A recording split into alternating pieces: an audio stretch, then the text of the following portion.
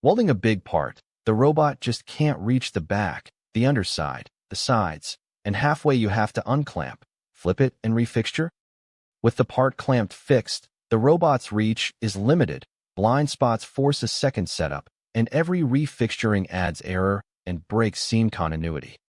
A welding positioner's idea is to move the part, tilt and rotate the face to be welded into the robot's easiest orientation, so multiple faces are welded in one setup.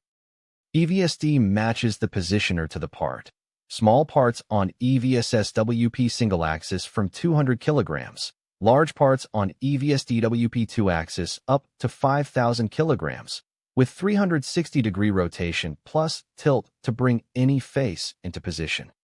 More important, every seam turns to the optimal flat, gravity-favorable position, consistent bead, less spatter, not barely reached, but welded in the best spot.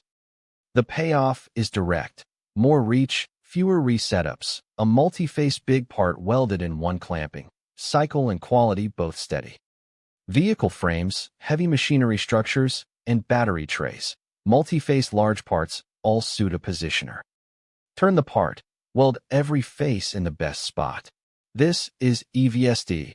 Our own positioners open up reach for large part welding.